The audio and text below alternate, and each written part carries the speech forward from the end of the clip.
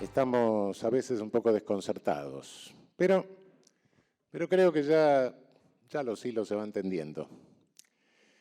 Acá resulta que se derogaron constituciones por decreto, se metieron preso presidentes, se acusó de corrupción a cuanto presidente popular había habido, se fusiló gente sin proceso, se sometió civiles a tribunales militares, se terminó haciendo desaparecer 30.000 personas, se bombardeó la Plaza de Mayo, se ametralló al pueblo. Y todo eso se hizo con el nombre de la República, la democracia, la libertad, el derecho, las garantías. Máscaras carnavalescas. Entonces, claro, está bien, los alemanes tienen fe en el derecho, sí, porque cada uno actuó con su cara. Nosotros, cada vez que nos mencionan el derecho, la libertad, el liberalismo, la democracia, etcétera, y nuestro pueblo miran y dicen, ¿y ahora qué estafa me están haciendo? ¿Qué nueva estafa me están haciendo? Es resultado de una historia, es una cultura que sale de una historia distinta. Bueno, he llegado el momento de recuperar esas palabras para nosotros. Somos los verdaderos, los que legítimamente las podemos usar. Habremos cometido errores a lo largo de la historia. Todos esos errores sumados, comparados con las atrocidades que cometieron las fuerzas antiprogresistas y regresivas, no son nada. Con esto no los disculpo, creo que hay que evitarlos, pero son mínimos comparados con las atrocidades y los crímenes cometidos. Mínimos, infinitamente mínimos. Y así en toda nuestra América. Así en toda nuestra América. Estamos viviendo un momento que se reitera. 1930, 1955, 1976 y ahora 2016. Pero hay una diferencia notoria. En el 30, en el 55, en el 76 tuvieron que romper constituciones, romper legalidad, cometer crímenes. Ahora fue gratis. No les costó nada. Cuidado. No se trata de hacer autocrítica y pasar facturas. No me voy por ese lado. No me voy por ese lado porque, bueno, sí, se pudieron cometer errores políticos que se podían haber evitado, etcétera. Todo eso es cierto, pero lo sustancial es que nos entraron por unas brechas que teníamos abiertas y que no fuimos capaces de cerrar. ¿Y por qué? Porque el capitalismo cambió, es otra cosa. En el 30, en el 55, estábamos sufriendo un proceso de neocolonialismo. El colonialismo se terminó echamos los españoles, fenómeno, y vino todo un neocolonialismo que duró más de un siglo muy largo, que primero decidió no ocuparnos ya políticamente, no tomarse el trabajo de gobernarnos, sino ocuparnos a través de nuestras oligarquías vernáculas. Se llame el porfiriato mexicano, se llame la oligarquía vacuna nuestra, República Bella brasileña, patriciado peruano, como quieran. A lo largo de toda América Latina nos dominaron por eso. Surgieron las resistencias a las oligarquías locales. A partir de la Revolución Mexicana se arma y se va armando en cada país la correspondiente resistencia con las modalidades folclóricas propias de cada uno de nuestros países. Los populismos que le llamaron peyorativamente. Yo me hago cargo y lo asumo. Me gusta el populismo, soy populista. Listo, terminamos la historia. Si por populismo se entiende un movimiento policlasista que trata de hacer una resistencia anticolonialista y ampliar la base de ciudadanía real, yo soy populista. Listo. Pero bueno, en Europa esto es un insulto, decir que uno es populista. Pero tuvieron el mérito, por lo menos, de desarticular bastante las oligarquías locales. Entonces, la última etapa del neocolonialismo no se pudo hacer.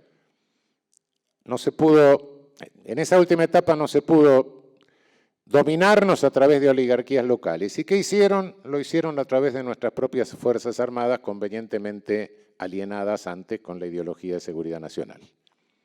Pero ahí se terminó el neocolonialismo. Con las dictaduras de seguridad nacional se cierra, porque el capitalismo había sufrido una dinámica, una evolución distinta. Habían desaparecido los dueños del capital. Desaparecieron. Hoy no sabemos quiénes son los dueños del capital.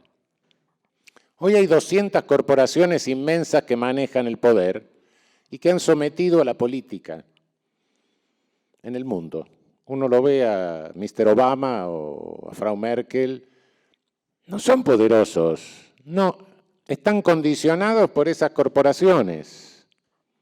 ¿Por qué? Porque con las corporaciones no se puede negociar, debido a que las corporaciones están conducidas por empleados. Los CEOs, los Chief Executive Officers, que le dicen, son empleados jerarquizados que cobran muy bien, pero empleados. Y los emplean con el cometido de que obtengan la mayor ganancia, la mayor renta en el menor tiempo. Y los tipos lo van haciendo. Y para eso rompen barreras éticas, legales, etc. Inventan refugios fiscales, inventan sociedades offshore, todas esas cosas.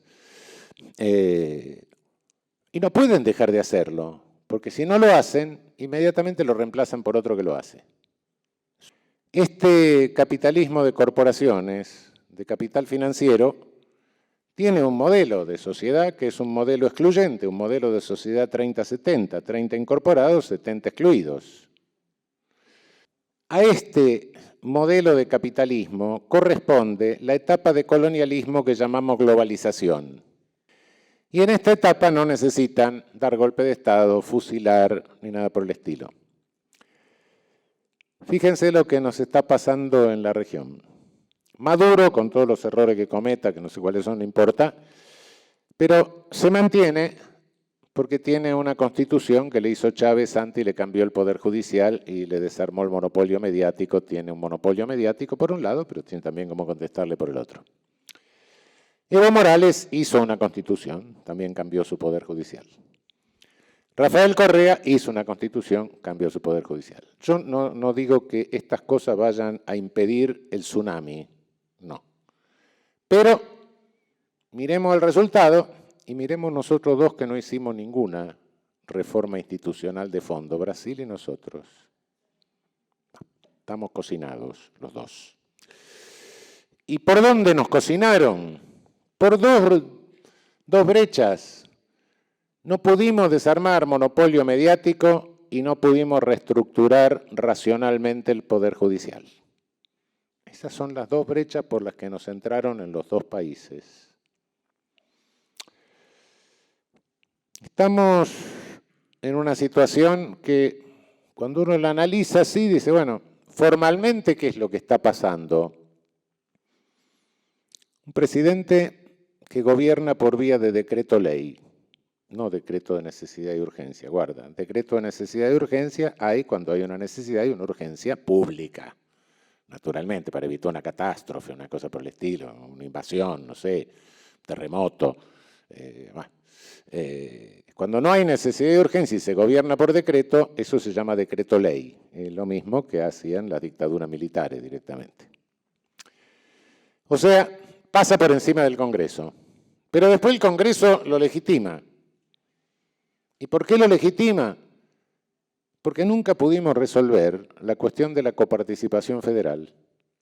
Nunca pudimos resolver cómo se reparten los impuestos que pagamos todos entre las provincias.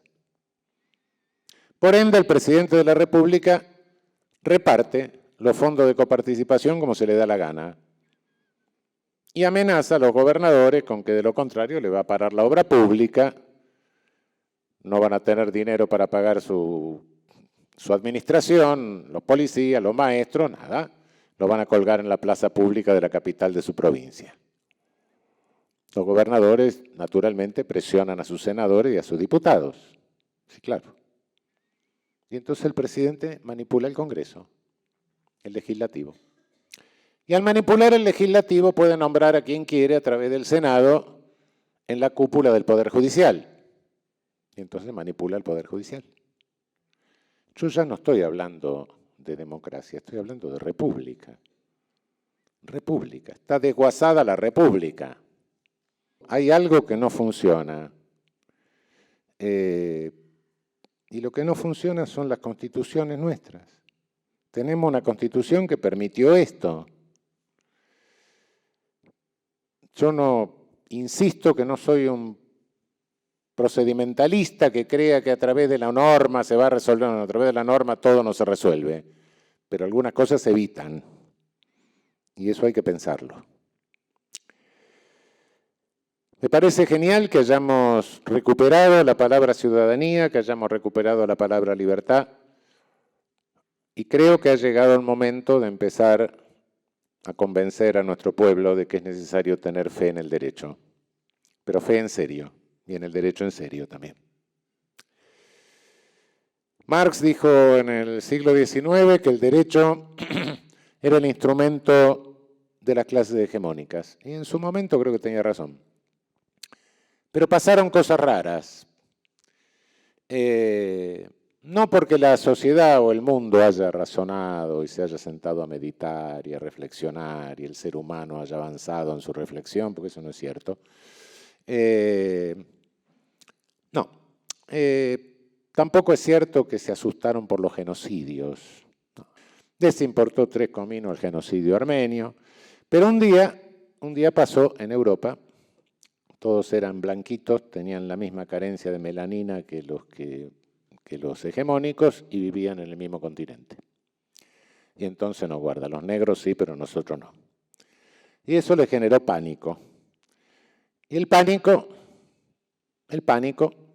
les hizo hacer la Convención contra el Genocidio, la Declaración Universal de Derechos Humanos, a la cual le dieron poca bolilla en su momento, porque la Declaración Universal, cuando sale la declaración, es una declaración. Y una declaración de un organismo internacional es un acto de buena voluntad, nada más. Después pasaron los años, ya la empezaron a considerar parte de la Carta de las Naciones Unidas, etcétera. Bueno, pero tardaron décadas en que eso sucediera y en que tuviera valor normativo internacional. Y creo que tenemos hoy los elementos jurídicos como para irle cambiando la cabeza a los pichones que vamos formando en las facultades de Derecho y como para ir modificando el discurso jurídico. Y si bien, por cierto, históricamente el derecho ha sido el instrumento de las clases hegemónicas, también hoy, en función de esas contradicciones, puede ser el instrumento de los humildes. Y creo que firmemente que tenemos que convertirlo en eso. Si nos penetraron por las fallas de nuestro sistema institucional, tenemos que pensar en una refundación institucional de la nación. Estamos viviendo, como les decía, otra oleada de contención de los movimientos de extensión de la ciudadanía real. Yo estoy seguro que los pueblos salen y los pueblos vuelven, no cabe la menor duda. Pero tenemos que saber qué idea fuerza vamos a traer al volver. ¿Cómo nos vamos a adaptar a esta nueva versión del colonialismo? A esta nueva versión, a esta nueva variante del capitalismo. Tenemos que ir creando la fe en el derecho, no recreándola porque no existió nunca, creándola. Entonces, muchachos, este es el camino. No nos queda otro camino que generar fe en el derecho, confianza en el derecho. Empecemos a pensar en una refundación institucional de la nación. Empecemos a pensar en la necesidad de una reforma constitucional en serio. Empecemos a pensar en el replanteo de una cantidad de cosas. No me aferro a ninguna idea. Lo único que realmente sostengo, porque es absolutamente verificable, es que tenemos una constitución que es una porquería, que no sirve. Primero, fundamental, no estamos discutiendo cosas abstractas ni que están en la estratosfera, sino que esto tiene repercusión en la comida, en el techo, en el trabajo, en la educación, en la salud, Porque podemos tener las declaraciones de derechos geniales. América Latina tiene declaraciones de derechos de toda categoría. No. Pero la esencia de una constitución no es una declaración de derechos. La esencia de una constitución es un reparto de poder para que nadie lo hegemonice. Y las declaraciones de derechos, si no tenemos un aparato que del deber ser me lo lleve al ser, eso es una declamación. Eso es. Siendo eso así, lo que tenemos que pensar es ese aparato. Pero cuidado que esto no es un problema para sabios jurídicos. No. Esto es un problema, son problemas políticos, que los tenemos que discutir entre todos. Tenemos que tener conciencia de que necesitamos una institucionalización fuerte, distinta, diferente, que cierre, básicamente que cierre estas brechas. Cuando miramos el panorama del derecho constitucional comparado, lo que tenemos es una porquería realmente. Realmente. No me cabe duda que vamos a volver, pero para volver hay que volver con ideas. No me pongo en una posición dogmática respecto de ninguna de las soluciones concretas que se puedan adoptar. Insisto, las tenemos que discutir entre todos. Esto no es una cuestión de sabios, es una cuestión de pueblo. Creo que tenemos que volver a discutir la institucionalidad de la nación y volver a pensar en una refundación institucional. En consecuencia, eso es lo que creo que urgentemente tenemos que llevar como idea fuerza. Como una, hay otras, naturalmente. No es la única. Insisto en que no creo en una milagrosidad normativa. No, eso no existe. Pero sí creo que hay que poner obstáculos al tsunami. Y este es uno de los obstáculos imprescindibles para impedir que otra vez nos entren por donde nos entraron esta vez. Bueno, muchísimas gracias.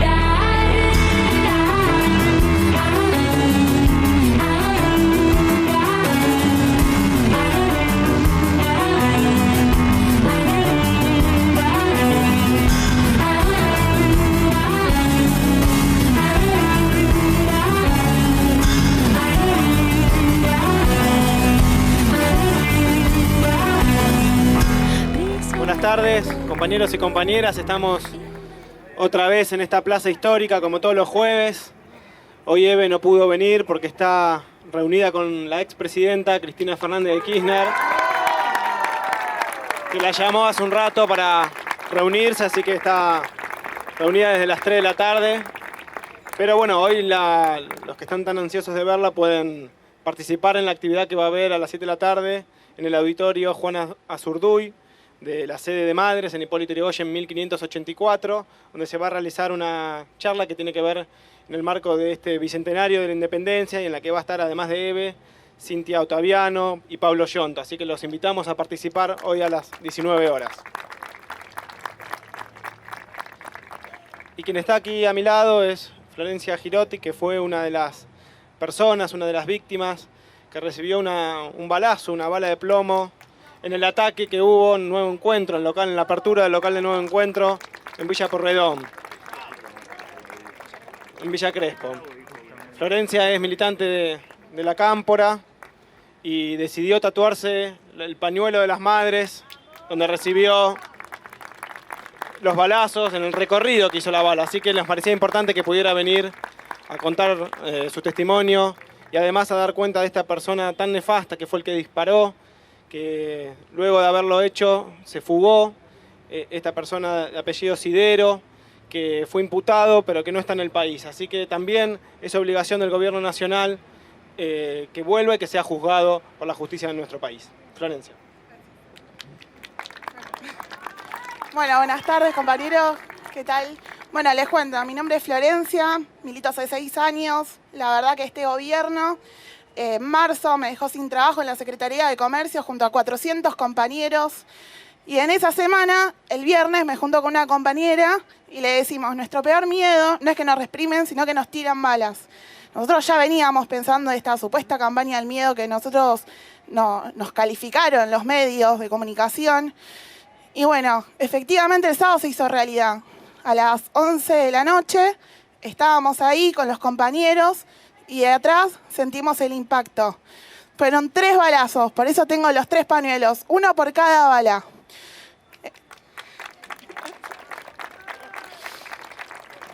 Agradezco a Eve que escuchó, leyó y se informó del caso junto a todas las madres, porque esto es de todos.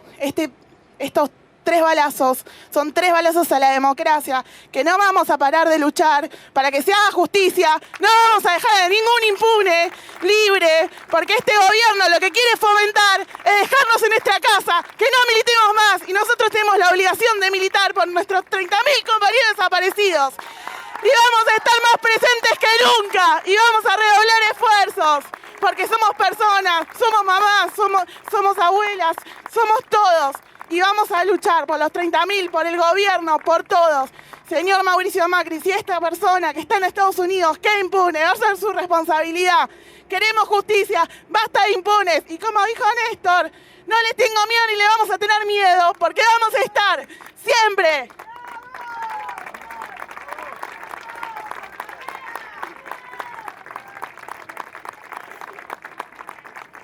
Muchísimas gracias, Florencia.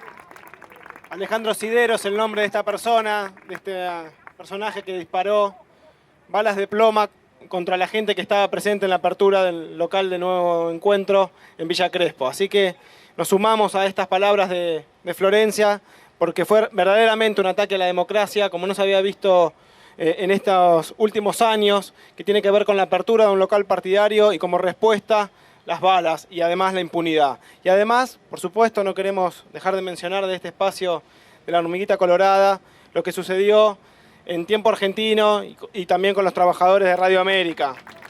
Queremos mandarle un fuerte aplauso a los compañeros, a los colegas, por esta agresión brutal, sin precedentes, que está impune, esta agresión de esta patota, a cargo de Mariano Martínez Rojas, el supuesto dueño del diario, que irrumpió violentamente, que rompió absolutamente todo, que golpeó a los trabajadores, hay trabajadores que tienen heridas, y todo frente a la inacción policial que impedía el ingreso de los propios trabajadores a su lugar de trabajo.